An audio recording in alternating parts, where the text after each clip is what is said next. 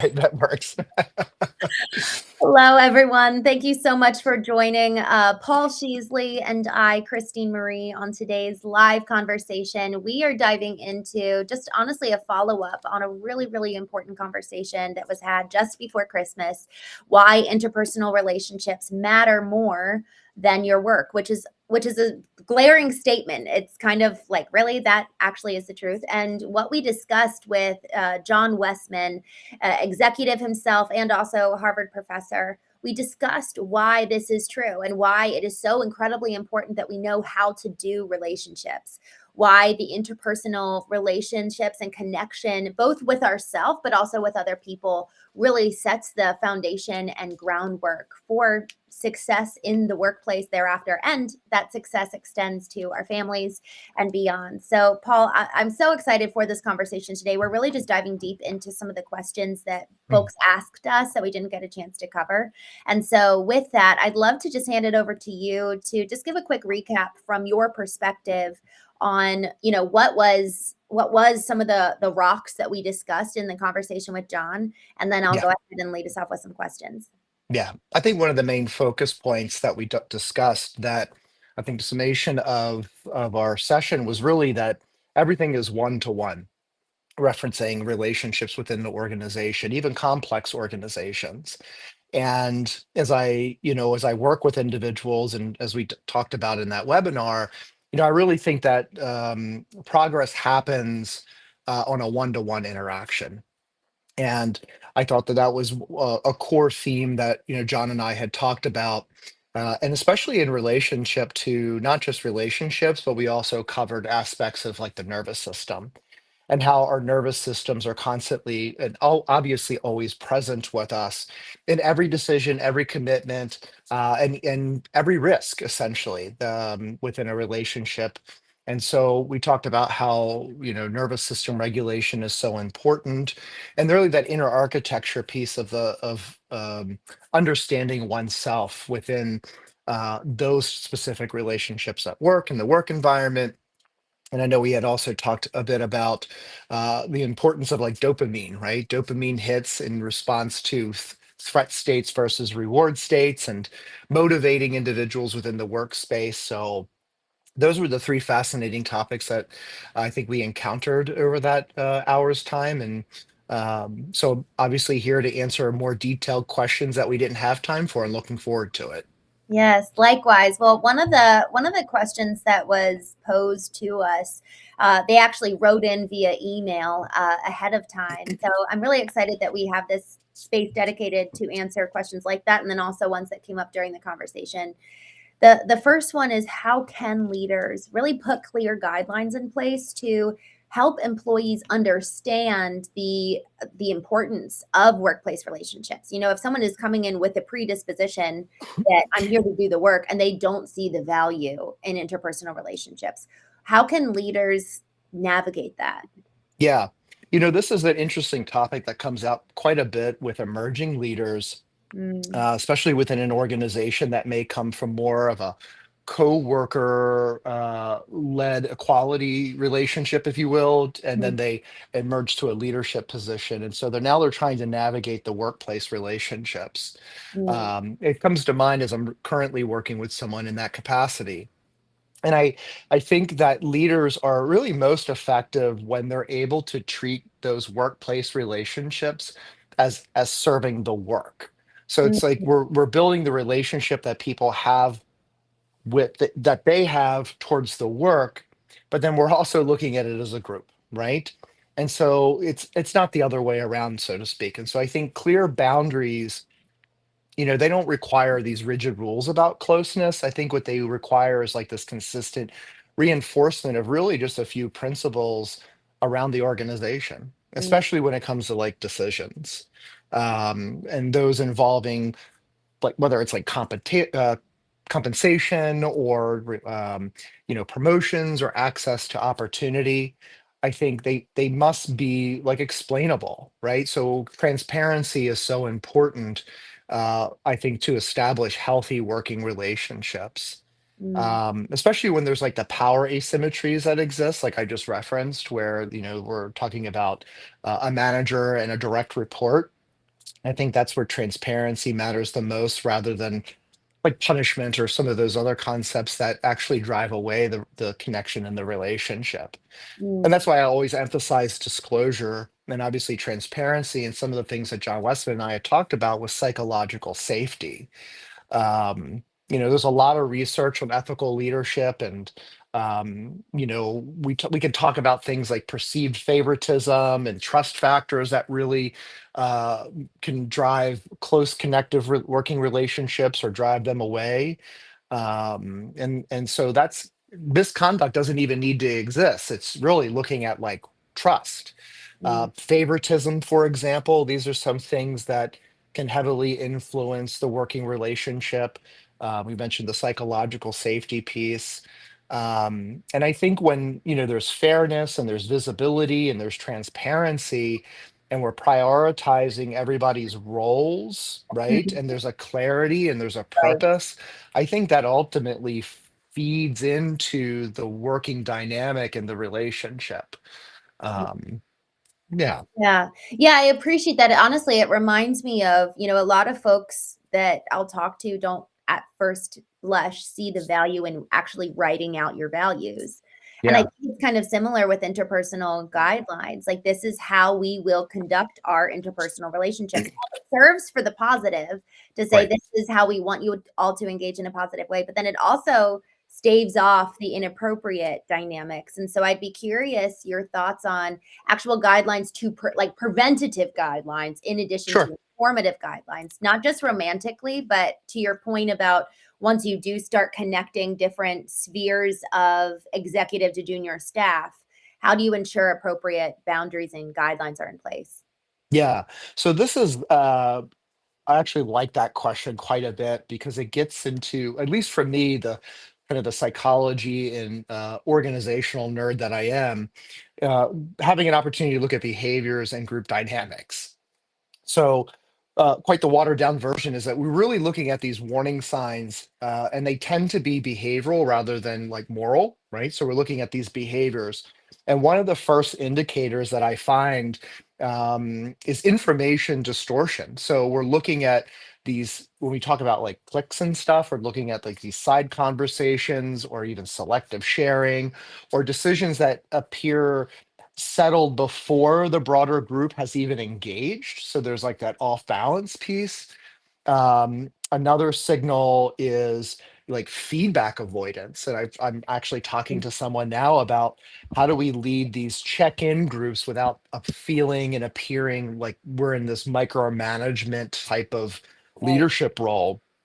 And so we want to be able to encourage and actually protect the work and the work slash relationship with those that are involved. So I help leaders understand like what is like these boundary slippages, Mm, such as people speaking uh on like one another's behalf or becoming unusually defensive, and when relationships start to be questions or there's like emotional spillover. So these are some of the context clues that I can help leaders take a look at when it comes to helping to set healthy team relationships and boundaries. And really none of them are like really, the intent isn't I guess malicious when we start to see these slippages.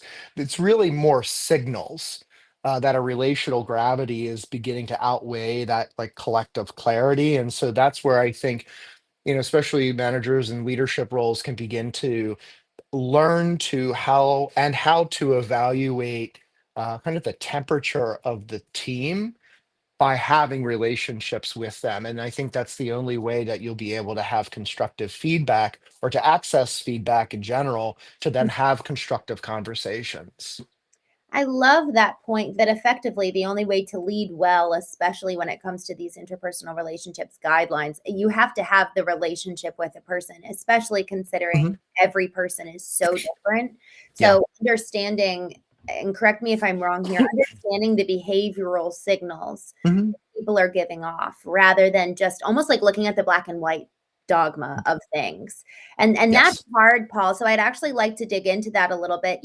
It's easier to operate in black and white than it is to Mhm. operate in color, where there's more fluidity, where you're looking at the behavior of the person based on who they are. Because Yeah. one person doing one thing behaviorally is very different than another person Yeah. based on their temperament. So for leaders looking to cultivate that, obviously, they meeting with an expert, this is what you do. So Mhm. obviously that's a way that leaders can evolve. What's another way if they're like, okay, I just want to do some self-growth here? What are Yeah. some practical steps that they can take even before meeting with someone like you? So I think some practical steps they can take is building on the self-awareness and self-reflection.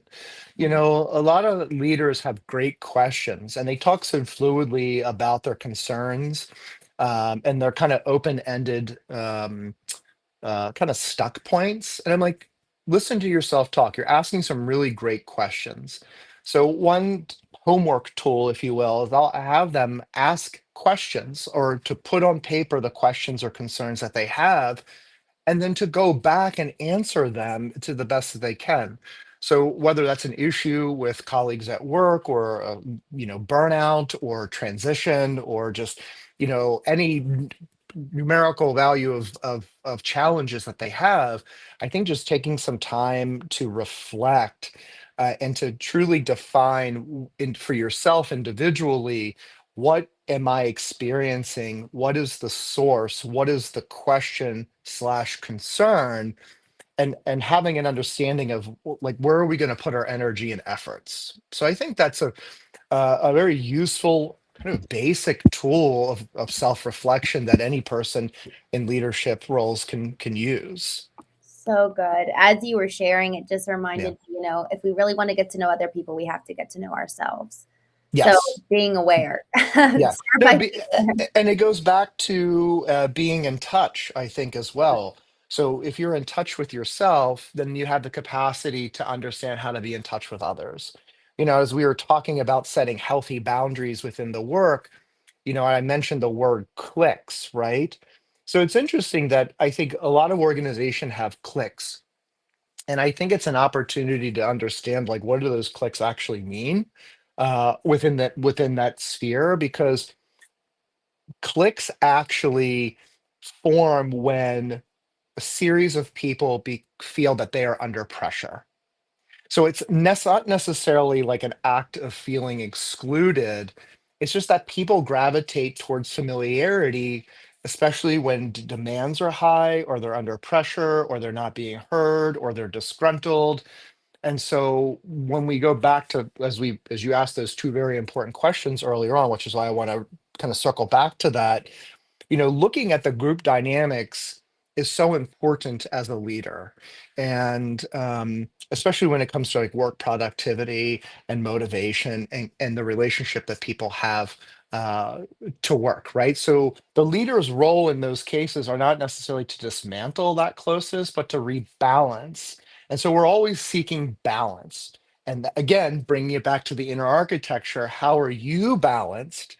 If you're balanced, you can help others become balanced and ultimately the group to be balanced as well. So this really begins by being able to name patterns without assigning blame, right? And describing what is actually happening rather than who's at fault, right? So we're looking at these kind of structural solutions, I think are often more effective than those specific interpersonal ones, which Mhm. also I think can bring about isolation, calling out, which obviously heightens the threat response within groups, Right. because we want to come off and we want to activate people's reward system. And we're not rewarding these behaviors. What we're doing is we're saying, you have autonomy, you have a voice, and I want to understand this pressure potentially of what you're going through. Love it. And actually this leads to my next question. A lot of folks are scanning on a day-to-day basis, whether they realize it or not, just in their subconscious, am I safe here? And do I matter Mhm. here? And so while leaders are looking to implement real kind of overarching systems without singling people out, but let's say that they're actually basing this new systems for implementation on real experiences in their Yeah. organization. How can they do that while making people feel safe and that they matter? Yeah, so there's a lot of I think context in that question. Psychological safety is important, right? And so I think day to day, those questions, I think they show up less in what people say and more in how they behave. People don't walk through the door and they go, "I'm not safe," right? So they're not going or it could be, yeah, right. Talk about transparency. Um, it's happening internally, and then externally, that's where they're showing these behaviors. And so, am I safe here appears in whether people speak up in meetings. Usually, it's not that specific. How they like challenge ideas or admit mistakes or even ask for help. And then when you think about do I matter, we're talking about like purpose. Like, do I matter? And if I'm showing up somewhere where I don't matter, I'm not going to feel great, right? Do I feel invited or do I feel excluded? Am I a part of the decisions or am I like feeling like I just have to follow along? So input and acknowledging people's ideas is important. Mhm. And people ultimately want to feel like their time and effort is respected and even recognized.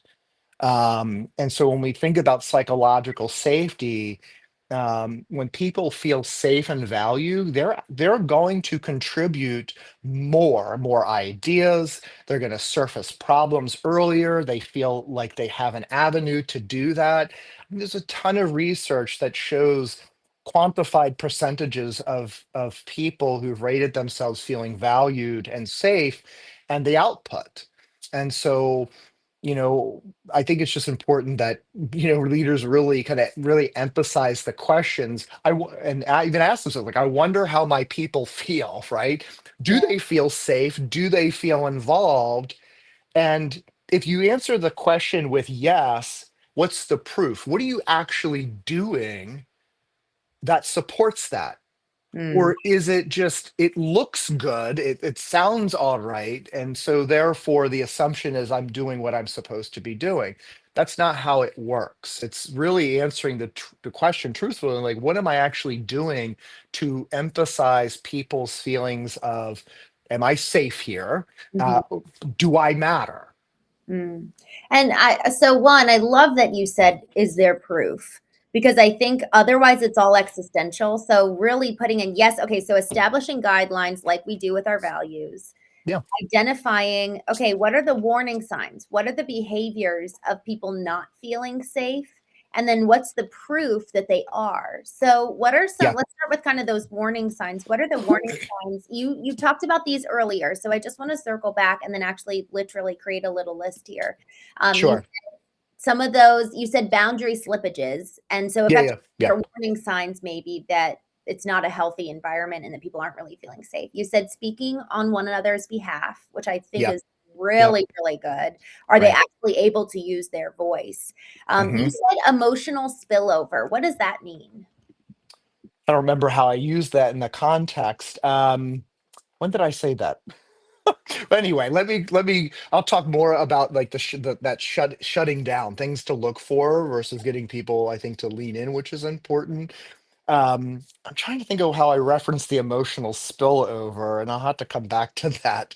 But to answer one of your one part question, leaders, like the proof, so to speak, right? So working with a leader who is aware of their interactions with people, right? So they come with their prefrontal cortex intact and they are quashing their own defensiveness in conversations, right? So that would be one type of the proof is there. I was talking to an employee or I was talking to a board member and I felt dysregulated, but I was able to kind of put my prefrontal cortex back online and not become defensive, Mm, right? So that purposeful, intentional, um, right? I'm taking responsibility for my communication because too often I'll talk to leaders who are confused about the working dynamics within, their organization with their teams, whether that's in a weekly meeting or one-on-one. And when I would follow up with the direct reports, they would say things like, "I feel dismissed," Mm, or "My concerns are," they're quickly kind of pushed to the side, or the person becomes defensive to my questions, or maybe there's sarcasm even, right? And so when I look at those interactions on a behavioral level, these micro behaviors show that these moments accumulate over time because the mind never forgets. It mm, stores that information so that it's actually a protective mechanism so that we can remember the threat. So if over time we continue to be dismissed or feel like we're feeling experiencing shame in these conversations because of the defensiveness, our brain's going to protect us and say, "Don't go to this person for help." right. So it's really neat, and it's saturated the information about, team dynamics and leadership. But that's why I like to focus on just these few core principles of leadership to help leaders improve their relatability and how they communicate with people, to Mm, bring them in and have them lean in as opposed to leaning out and shutting down, mm, because people will shut down when they don't feel safe or they feel like their threats, they have been threatened and activated. So mm, for let me give another quick example, and I know I can talk forever. I was, working with a leader whom works in a lab, right? And everybody, there was a bench, so meaning that the hood, with we work in the chemicals and stuff, and right, and there was something that had not followed protocol for contamination. And the leader, right, at the time, the person who was responsible for that bench was across the room, and they spoke loudly across the room, addressing the issue with the bench. And later on, that direct report went to another leader and said, "Oh yeah, she's yelling at me. She was yelling at me." And that was the theme. It's like this theme that this person is yelling at people. And really, they weren't. But what happened was this person's threat response was activated. Whether they felt embarrassed, they felt that their autonomy was at threat, they felt like they may have been in trouble or that they were less than, whatever it is, there was some threat event that occurred.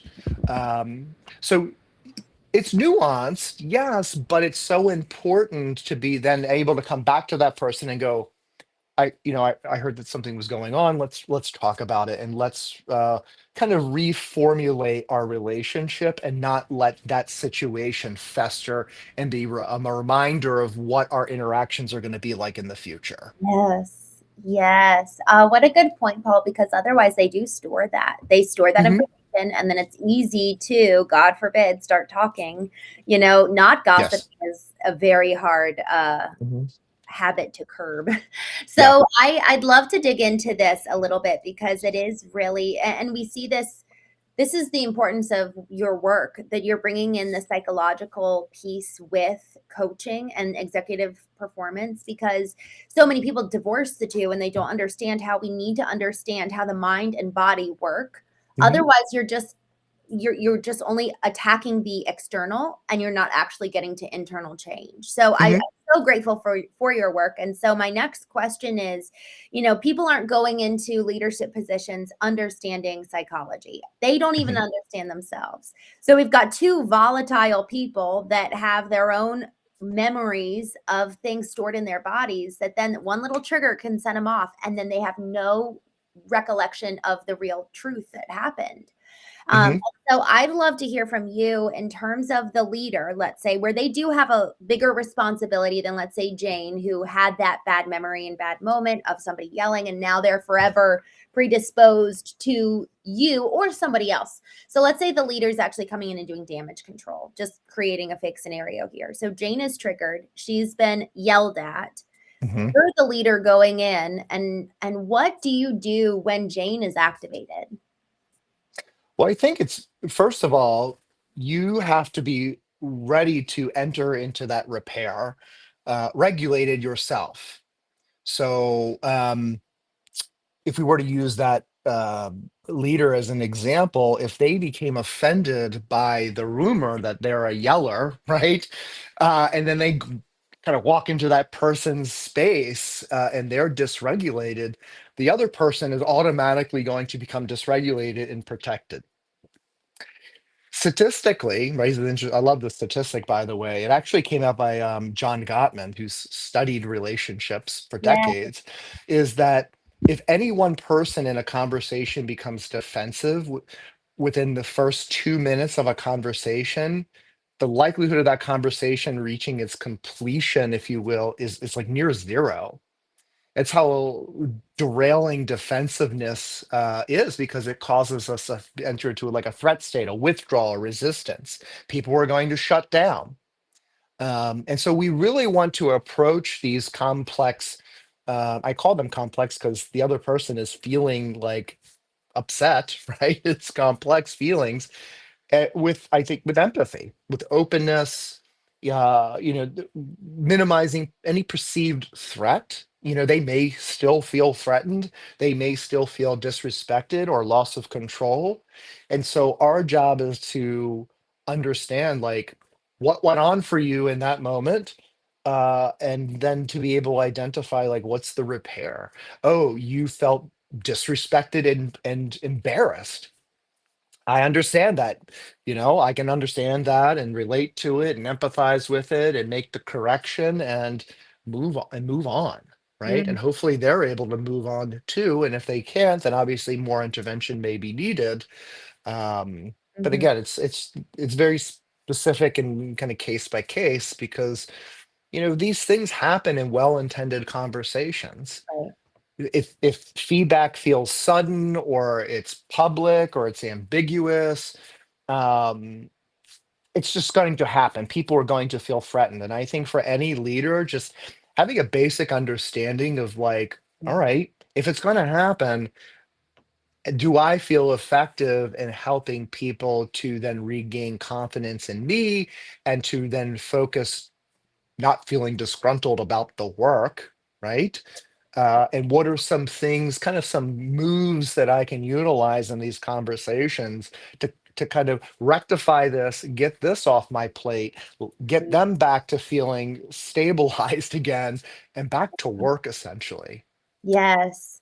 Yeah, because if you're in threat state, it's gonna, to your point, show up in your work. Um, I really, as you were talking, I just had this thought. I know that you provide a number of services for organizations. I'm wondering if you would ever consider offering effectively like a self-regulation class for employees, because really, yes, it's the leader's responsibility to know how to do that. But if Yeah, employees don't know how to self-regulate, we're not taught this in schools. no, I we're not. no. So I think that would you ever be open to providing that as a service? Because I think that could be one of, man, everyone needs that. I think it's honestly a two-part. You can't do one without the other. So I think doing for working with leaders and then as well as employees, I think would make more sense than doing one or than the other.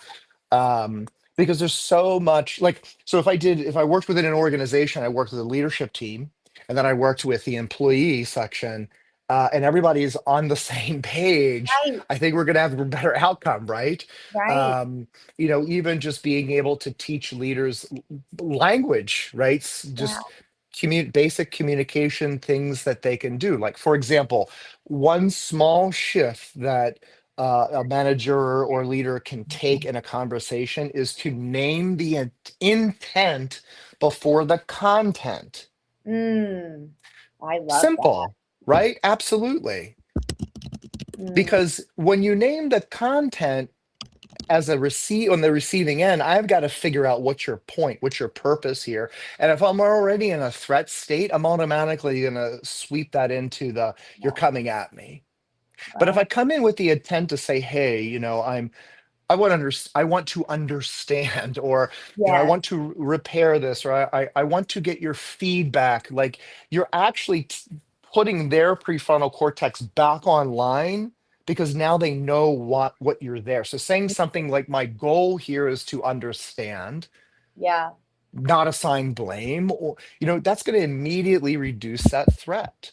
And Mm. there's just research that backs that up on how to repair trust in difficult conversations when people um, have an understanding of what the conversation is. That's And so it costs nothing. It's so easy to do that.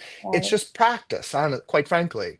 Yes. Right. And the practice piece, this is why I so appreciate this, because it is like you go to the gym, you work out your muscles in your body and you grow. Mhm. And same thing, same thing with leadership Yes. communication skills. It takes practice. So um to that point, I'm just thinking on, there's something around, if leaders were, to your point, the only ones to cultivate this, it's almost like it puts them in a dangerous position, because then they're only ever regulating themselves all the time. But then Yeah. that's a big burden for them to carry everyone else's dysregulation coming against them. It's just like, oh my gosh. So for those, like, I'm even thinking, Paul, of the couples, one of them goes to therapy, one of them doesn't. One of them is seeking to grow their own emotional baseline and Mhm. regulation, and one of them has no desire to do that. There's only so far that they can go.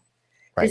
They can only get to be so healthy as a unit, because only one Mhm. person is cultivating those skills. So for those who, let's say there are leaders within an organization, I know that there have been many executive leaders who have reached out to you as an Mhm. individual rather than on behalf of their organization. So if one leader is coming to you, one person in the relationship is coming and saying, I want to grow, but the other people around them aren't, how can they put in boundaries, recognizing that other people are probably not going to be changing as quickly, or if at all? Like, how can they self protect as they're seeking to grow and regulate themselves? So, I mean, that's a great point. I mean, I think that just like in a like um couples situation, right? If only one person's coming, and the other person isn't, we'll just say, like, doing the work, eventually I think that over time will continue to erode even more the relationship. Right. But ultimately we do have to protect ourselves, and so we will find ourselves in a protective state, especially if those shifts that we're making are not working. So that's why I think it does take a collective of change, especially within organizations. um, when it comes to conflict or just general communication, because you can only, you self-regulate all the time because you're constantly being triggered. At some point, the nervous system's just going to be like, I don't want to do this anymore. I can't take this anymore. And there's either going to be some fight or flight, or maybe even a freeze before they kind of drop out, if you will. So I think it's really important that it's a collective, quite frankly, instead of just an individual endeavor. Especially because I'm thinking about, if someone is maintaining their regulation while the other person is not, it's almost like emotional battering. You're like, okay, I need to. So, to that point, knowing when we need to get out of the conversation, even for leaders. So, Mhm. tell me your thoughts on this. I'm thinking about the higher up is coming in and they're hearing someone's complaint or they're hearing someone's frustration, and they're not getting anywhere. When is the proper time? Because to your point, and I think that this statistic from John Gottman is huge. If you're 2 minutes into the conversation and someone is defensive, you're not going to reach a conclusion. So Yeah. what's a realistic way for a leader to handle that?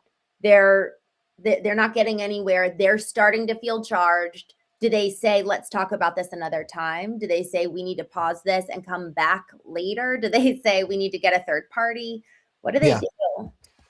I mean, all of those are great options. When you're feeling charged, I think it is the responsible thing to just say, we can revisit this Mhm. respectfully, obviously, and not leading to, saying the right words so that at least the other person doesn't feel that they're being blown off, right? Because and the other thing too is that, leaders often, as smart as they are, they'll often lead with solutions. It's more Mhm. important, I think, to lead with solutions by really linking the solution with the emotion and not necessarily replacing it. So really just having enough room for both. But if you're activated, it's hard to do that. Um, and sometimes a third party is needed because that person becomes the neutral, and they may be able to transcribe either interpretation, reflection, or even sometimes the same thing that the other person's saying just being said by someone else is received because they're not perceived as the threat. So I mean, I think they're all great options. I think again, just the self-awareness is Yeah. important. And that's something I would, even teach employees. It's like before you send that email that you can't take back, Mm, right? Take time to self-regulate because you can't communicate if you can't self-regulate, or if you're dysregulated. And so I mean, I guess you can communicate, but it's not going to be effective. And we want to be effective. We don't always, are we right or are we effective? And some people go, well, I want to be both. I'm like, well, it's better to be effective in addition to making your point. Um, because if you lead with your emotions, especially your threat state, then you're not going to come off very clear, and mm, you may actually create another rupture in whatever had transpired prior to that. So now we have two issues, if you will. So it yeah. goes both ways, just taking your time, reflecting, writing it down. What is my objective here? How am I going to thread how this actually feels? Maybe it violated a value of mine. So I Mm, want to communicate my value. And that clarity I can link to maybe a solution. that's so good. We have someone watching on YouTube right now. They said all my rejection letters are on automate. I love it. It's just like, oh, you don't even have to take time to write it. It's already, you created it in a non-state of emergency, in a not threat state. I love that. I really love that, Paul. I'm thinking about in the moment, how can folks get regulated for themselves, thinking about the person behind the computer about to send the email, not necessarily the leader, it could be them, but breathing, like just taking a couple deep Well, breaths. What else? I mean, breathing. I mean, we do it anyway. So why why not do it with purpose, right? So just taking a couple of deep breaths. Because when we're anxious, the reality is we don't know, but we often stop breathing. We'll hold our breath, and we'll also shallow breathe. And so we want to breathe. We want more oxygen. We want our brain to feel that it's in less of a threat state. Another thing we can do is we want to get our prefrontal cortex back online. Mm, So that's the critical thinking part, right? That's that wise adult piece. And yeah. I think what maybe like three simple steps you could do is just name the feeling first, Mm, right? So disrespect. Then you understand the story second. What happened? mm, What was my absolute truth? What happened here? And then problem solve. Because it matters in that order specifically because that's how the brain processes threat essentially, right? So that emotional acknowledgement is going to reduce that physiological arousal because now we're also thinking and we're naming it. And it allows for perspective taking to take place. If we skip that part, we're we're going to be communicating something we probably wish we didn't communicate in a way that was actually not helpful to us. You so good. know, yeah, I mean, conflict resolution techniques, they're not isolated to therapy, right? It's meant for people, right? And so, we talk about research and we talk about conflict resolution and neuroscience, skipping that emotional validation and moving right into solution is going to backfire. I have so many people who can just rattle off just genius things, but then they are so confused when the other person in the end isn't better, doesn't feel better. They actually feel quite dismissed and they've missed half of what you said. So naming the emotion just doesn't that also doesn't mean you're agreeing with them either. You have your own absolute truth. It just means that you're stabilizing the system, which is the person you're talking to, as a leader, you're taking control of the atmosphere between that person you're talking to. And you're back in the leadership position by acquiring more information, understanding your person, building that relationship, offering a repair, and then getting back to business as usual. So good.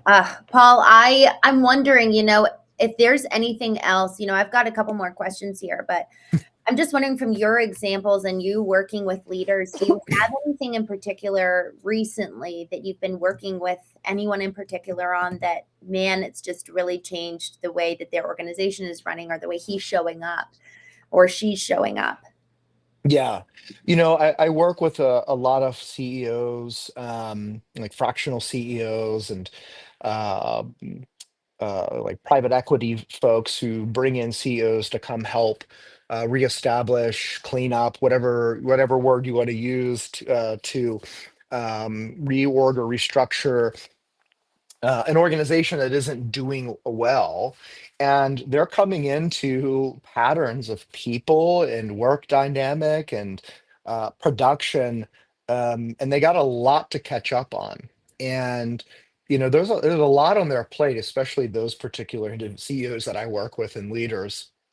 And we often talk about relationships because not only are they stressed, and we talk about their interpersonal stuff, but how are the relationships going in this new organization you just newly acquired that you have 2 to 3 years to turn around? And I love having those logistical, emotional, practical, problem solving conversations that they can continue, that they bring into this new org to really understand, like, what's the story? And that's often a question that I have them lead with is, what's the story? And being able to talk to leadership, and being able to talk to the employees and just accessing people's story. People love telling stories. People have a story.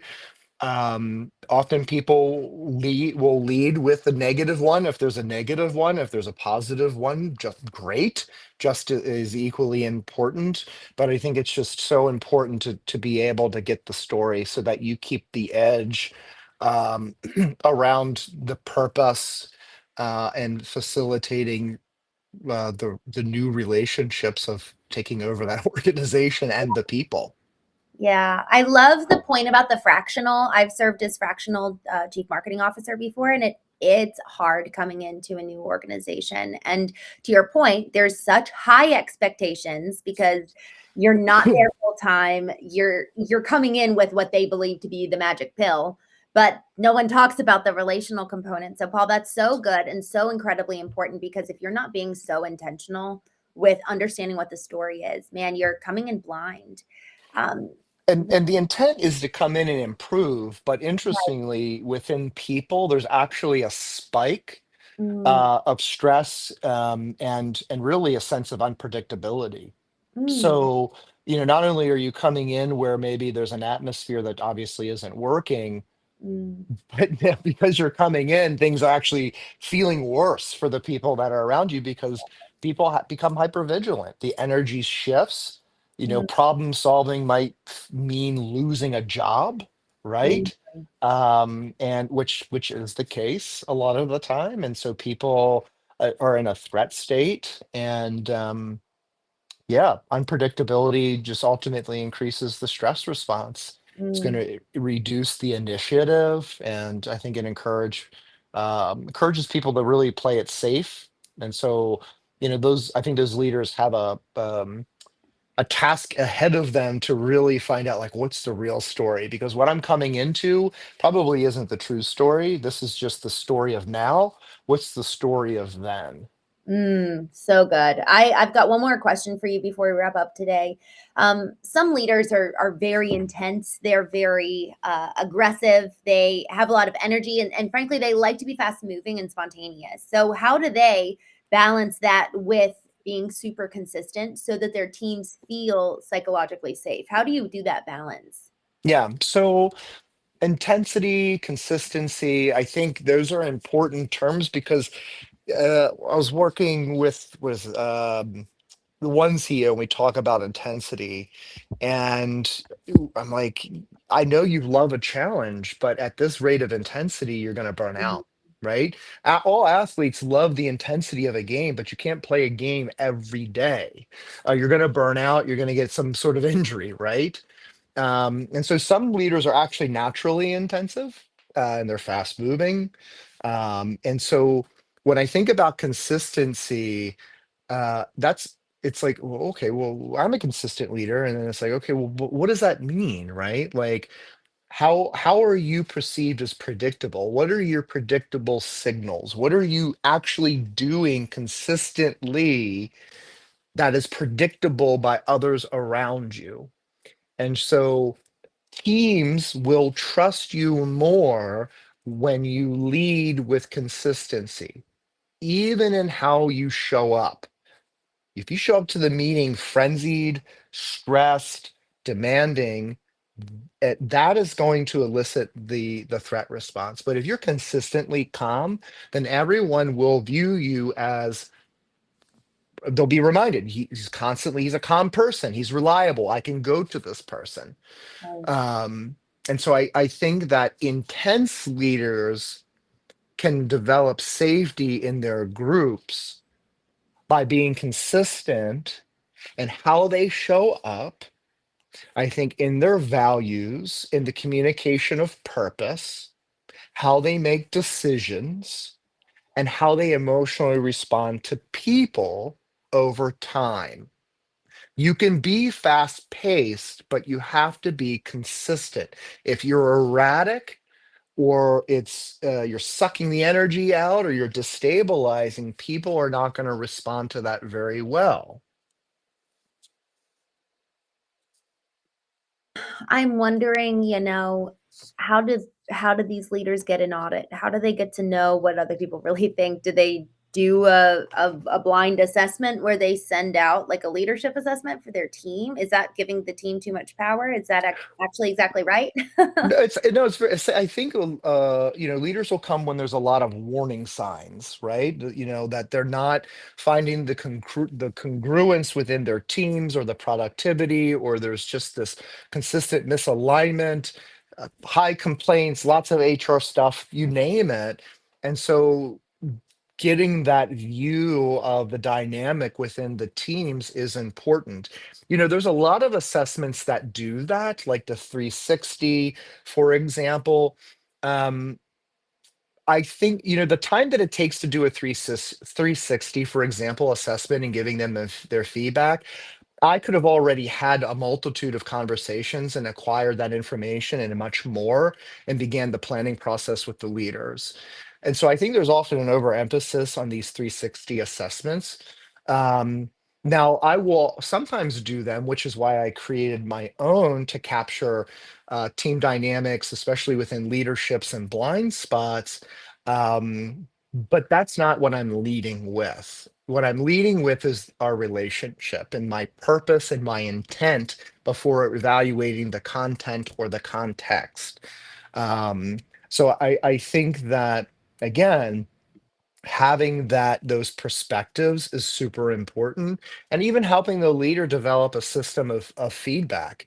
Like, how am I going to access feedback when I'm gone, right? So I'll often tell leaders, my job is to put myself out of business with you at some point, so that you don't need me, right? So I want to be able to help you integrate your own creative way, but also grounded in how are you evaluating the teams, and continuing to build a team that's in alignment with the value of the company. So good. So good. Paul, thank you so, so much. How can people work with you if they realize, okay, I'm going to do my homework, become aware, learn how to regulate, take some deep breaths with intention, but I need more help? What do they do? Yeah, I mean, you go to my website, the www.epcleadership.com. There's actually a free assessment on there, and then there's an option to actually receive a deeper dive report, which I obviously give to you one on one, and then you can obviously email me through my web page, and or call for those who like to leave voicemails, and then, yeah, we can carry on from there.